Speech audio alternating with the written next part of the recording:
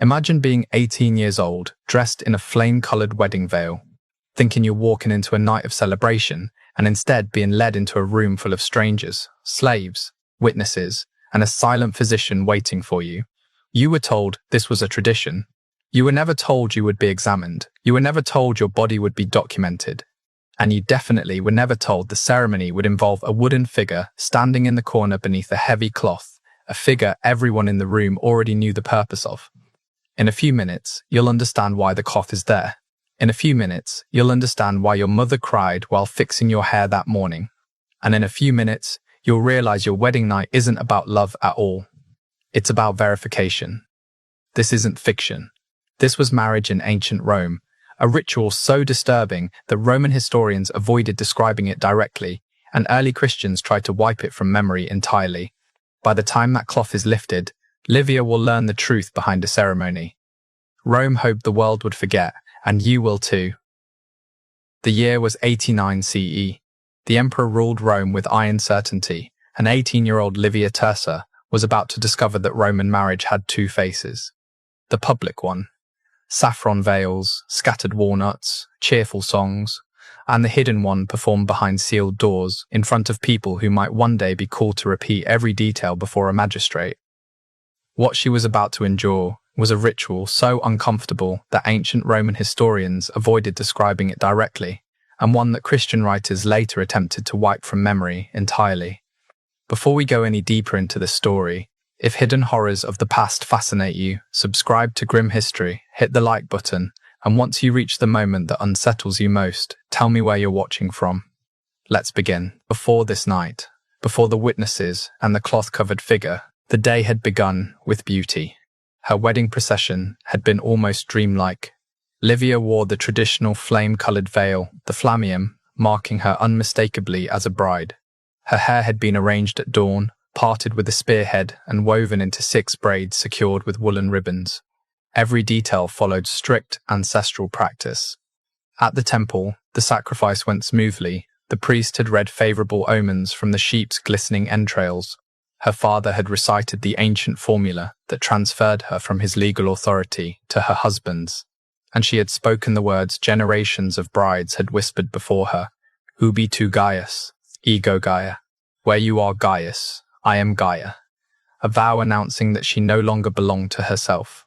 Her new husband, Marcus Petronius Rufus, a wealthy grain merchant 25 years older, had met her only 3 times before that day. Yet by law, the ceremony had already made her his, or rather, it had started the process, because in Rome, the ritual in public was only the beginning. The truly binding moment waited at the end of the torch-lit procession through the city, inside a house she had never entered, surrounded by people she had not agreed to meet. The crowds lining the streets had sung the traditional Fescennine verses, crude, explicit, deliberately embarrassing, meant to amuse the gods and keep evil spirits at bay. Young men shouted suggestions through the veil that made Livia's face burn with humiliation.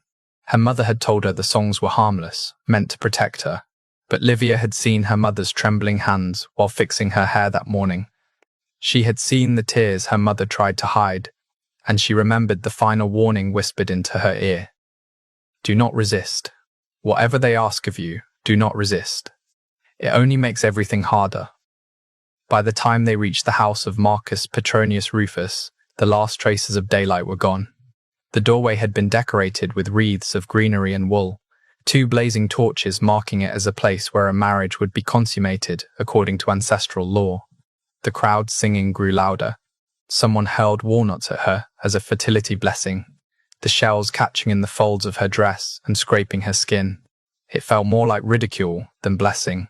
Marcus waited in the doorway, and behind him, Livia could make out movement. Too many silhouettes, far more people than she expected. Tradition required that her husband lift her over the threshold to avoid the omen of stumbling, but the gesture was older than that. It echoed a time when brides did not walk willingly into their husbands' homes at all. Once the door shut behind her, muffling the songs outside, Livia finally saw who had been waiting in the atrium.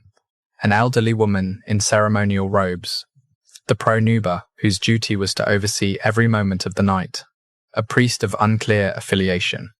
3 female slaves holding basins and cloths, an older man with a leather pouch containing medical instruments, and in the corner, partly hidden beneath draped linen, a wooden structure nearly 4 feet tall. The Pranuba approached and clasped Livia's hands, her grip firm enough to prevent escape.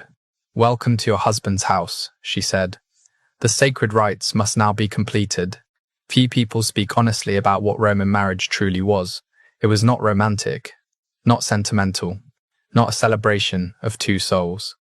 It was a transaction, a legal transfer of authority, witnessed and documented as carefully as the sale of farmland or livestock. Under the oldest Roman laws, a wife passed fully into her husband's control, placed in manu, literally in his hand. He held the same legal power over her that he held over his slaves, even the theoretical right to judge life and death. By the early imperial era, when Livia walked through that doorway, the laws had softened on the surface. Women could own property. Divorce was possible. Some aspects of paternal power had changed. But the foundation remained. Marriage transferred a woman from one man's legal control to another. And like all major transfers in Rome, this one required confirmation. Think of how Romans handled land sales. Witnesses observed. Rituals invoked divine approval. Boundaries were inspected and walked. Documents were sealed. Nothing was assumed. Everything was verified. Romans applied the same logic to marriage with one grim twist. The property being transferred was a human body, and that body's ability to produce legitimate heirs was the asset being purchased. So Roman law required both the bride's virginity and the consummation of the marriage to be verified before the union was considered complete. Not rumoured, not assumed, verified, and the rituals designed to achieve that verification, the ones Livia was about to face, were ones that very few ancient writers dared to describe directly, because even in Rome, they were considered unspeakably intimate. Livia stood trembling beside the shrouded wooden figure, unaware that what happened next would be burned into her memory for the rest of her life. A ritual so disturbing that later generations would try desperately to pretend it had never existed at all. Roman law was uncomfortably clear on one point: a marriage did not exist, legally or socially, until the union was physically completed. And it was not enough for the husband and wife to simply say it had happened. There had to be confirmation, observation, and testimony. Without witnesses, the entire marriage could be challenged. Without verification of the bride's virginity, the legitimacy of future children could be questioned. For Rome, that uncertainty was unacceptable. So the Romans created rituals that fit perfectly within their legal worldview and feel disturbingly unimaginable to ours. The Pranuba tightened her grip on Livia's arm and guided her toward the veiled structure in the corner. Livia's heart hammered so loudly she could feel its rhythm in her throat. She sensed that whatever stood beneath that cloth would change everything about her life, her body, her beliefs. But there was no path backward now. "You must greet Mutinus Tutinus," the Pranuba murmured, her voice steady but her fingers firm. "You must seek his blessing before your husband may approach. The gods must witness your submission." Livia swallowed hard, her breath trembling. She had never heard of this god before, and she had no idea what greeting him truly meant. Her hands shook as she reached for the draped fabric. The witnesses leaned closer. Even the slaves stopped moving. The entire room seemed to hold its breath. When Livia pulled the cloth away, she understood why. Standing beneath the covering was a wooden figure, carved with uncomfortable anatomical accuracy into the shape of a phallic idol. But it was not a tiny charm, like the pendants children wore for luck. It was not a crude scare figure placed in gardens to ward off intruders. It was deliberate, intentionally proportioned, built for one purpose, and that purpose became terrifyingly clear the moment the Pranuba began to explain. Mutinus Tutinus was Rome's shadowy deity of initiation and fertility. Ancient authors mention him only briefly and always with a sense of embarrassment, as if the very name felt indecent. Augustine, writing centuries later as Christianity tightened its grip on Rome, described the ritual with fury and disgust. Roman brides were required to sit upon the god's emblem before lying with their husbands, and they did so in front of witnesses. He condemned the practice, but he did not invent it. Other early Christian writers referenced the same rite, hinting that it was too shameful to describe openly. Arnobius claimed brides were made to straddle the symbol while their new spouses watched. Lactantius argued that speaking of it polluted the tongue. Even Varro, a pagan scholar centuries earlier, mentioned brides being presented to Mutinus Tutinus with phrasing that suggested physical contact, though he carefully avoided detail. Modern historians, uncomfortable with the implications, often downplayed the descriptions, suggesting perhaps brides only sat lightly on the statue's lap in some symbolic gesture. But the ancient language does not support this softer interpretation. Augustine used insider, a word meaning to settle onto, to mount. Arnobius's phrasing suggested penetration. Lactantius refused to describe the details at all, something unlikely if the act had been a mere symbolic touch. The official explanation, of course, was fertility. The unspoken purpose might have been something else. To break down resistance.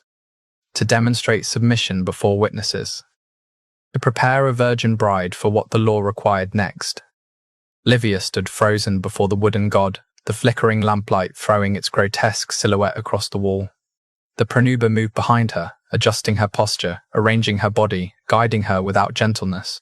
The witnesses watched in absolute silence. Her husband watched. The physician waited behind them, hands clasped, prepared for what came next. And in that moment, Livia finally understood the meaning of her mother's trembling warning. The obscene street songs, the secrecy, the dread. She understood what being a Roman wife would truly demand. Technically, she could refuse, but refusal meant the marriage contract would collapse. She would return to her father's home not as an honorable bride, but as a discarded woman, damaged, untouchable, unmarriageable. She would disgrace her family. She would become a source of shame whispered about at dinner tables. Her life, as she knew it, would be over. So she did not refuse. When the ritual ended, slaves approached with warmed, scented water. They washed her carefully, murmuring prayers intended to purify her after her contact with the god. But the cleansing had a second purpose, a more practical one. It prepared her for the examination. The physician, who had been watching silently, now stepped forward, and Livia felt her stomach drop. This part too was not optional. In marriages involving wealth, lineage, or political standing, Roman brides underwent medical verification before the ceremony. A midwife or physician documented the bride's virginity. The records of that examination could later decide disputes about inheritance or legitimacy. The texts, preserved by Roman medical writers, cruel in their precision, leave no doubt about what the examination involved.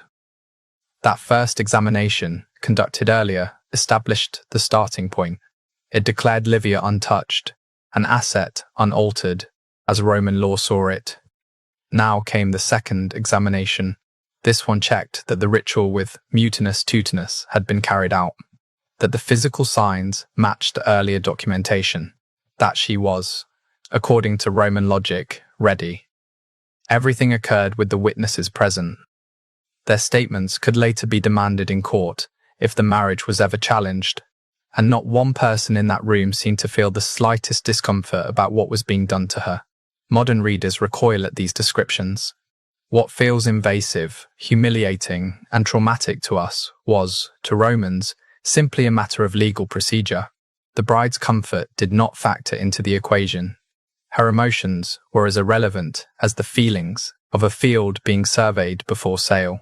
Property did not have feelings, property was transferred, and the procedures had to be followed. When the examination was finally complete, the pronuba led Livia toward the bedchamber, prepared for the consummation. The room was arranged exactly as tradition required. The bed was positioned so that it could be easily seen from the doorway, because that doorway, by custom, would remain open through the night. Oil lamps burned steadily, casting enough light for the pronuba to observe without interruption. Slaves waited nearby to assist afterward. Every part of the room felt staged, arranged, prepared for a ritual Livia could not escape. Marcus entered at last. He paused at the doorway, glanced at the watching pronuba, and stepped toward the bed. His face betrayed something Livia did not expect. Not confidence, not desire, but unease, as if even he understood that what was about to happen was not an act of intimacy. It was an act of verification, and the night was only beginning. Marcus hesitated at the threshold, and that alone startled Livia. She had expected a man, confident, assured, even dominant, someone who knew exactly what this night demanded. Instead, he glanced quickly toward the pronuba, as if seeking approval or permission, a faint flush of embarrassment crossing his face before he approached the bed. The pronuba lifted her chin, her voice formal and heavy with ritual authority. "The bride is made ready. The gods have witnessed her submission. Let the union be completed according to the customs of our ancestors. Let those present affirm the act. Let no doubt remain that this woman has become a wife." Her tone left no room for hesitation. What followed unfolded slowly, hour by hour, under the unblinking eyes of those assigned to observe. The pronuba stood watch from the doorway, stepping forward only when tradition required instruction, occasionally adjusting something, occasionally correcting Livia's posture or Marcus's approach, ensuring that every part of the consummation aligned with legal expectation. The door stayed open. Lamplight spilled into the corridor. Anyone in the household could hear the movements, the voices, the ritual commands. Every sound was part of the documentation, part of the evidence. Nothing about that night was private. Nothing was meant to be. For Livia, the bedsheets might as well have been parchment, and her body the ink Rome demanded to finalize the contract. Everything that happened was a form of verification. One last step to make the transfer of authority unchallengeable. By dawn, the air felt heavy, the lamps burned low, and the physician returned. He stepped inside with the same clinical detachment he had shown earlier. His task was simple: confirm that consummation had occurred, and that Livia now bore the physical marks expected of a woman who had crossed from virgin to wife. This examination was recorded. The pronuba gave her sworn testimony. Witnesses nodded in acknowledgement. The legal transformation was complete. Livia Tersa, barely 18, was now officially a Roman wife. Her role, her identity, her future had all been reshaped within a single night. She would go on to have children, 4 over the next decade. She would oversee her husband's household, host dinners, manage slaves, perform religious duties, and carry herself with the composure expected of a matron. To the outside world, she would appear dignified, capable, respectable. But about her wedding night, she would speak to no one, not even her own daughters. There were no words for it. And in truth, she had never heard another woman speak of theirs either. Livia's silence was not unusual. It was universal. Women of her world did not record these experiences. Men did not document them in personal detail. The rituals were so deeply embedded into the structure of marital life that describing them would have seemed unnecessary, like explaining daylight or breathing. Everyone already knew, and yet no one spoke. That is why historians today struggle to reconstruct what truly happened behind closed doors in ancient households. Much of what we know comes from fragments, angry denunciations by Christian writers, shreds of legal commentary, offhand references in medical treatises, and archaeological hints whose meaning becomes clear only when placed beside these scattered texts. The absence of detailed accounts is not evidence of conspiracy. It is evidence of familiarity. The rituals were the water. Roman women swam in, so omnipresent that describing them felt pointless. For nearly 1,000 years, this was marriage in Rome. Generations of brides walked the same torch-lit paths. Generations of mothers whispered the same warnings. Generations of young women endured the same night, the same witnesses, the same scrutiny. The system endured because everyone, men, women, families, priests, accepted its logic. Property had to be verified. Legal transfers required witnesses. Marriage produced legitimate heirs and therefore needed proof. Women were the conduit through which family lines continued. It made sense within itself, even as it feels monstrous to us. The end of these practices did not come from Rome deciding it had gone too far. It came from outside, from the spread of Christianity and the transformation of Roman values in the 4th and 5th centuries. With new theology came new assumptions. If women had souls equal to men, they could not be treated merely as property. If marriage was a sacred sacrament, it could not include rituals the church deemed obscene. If modesty was a virtue, the presence of witnesses during consummation became intolerable. The shift was not instant. It was not easy. It was not complete.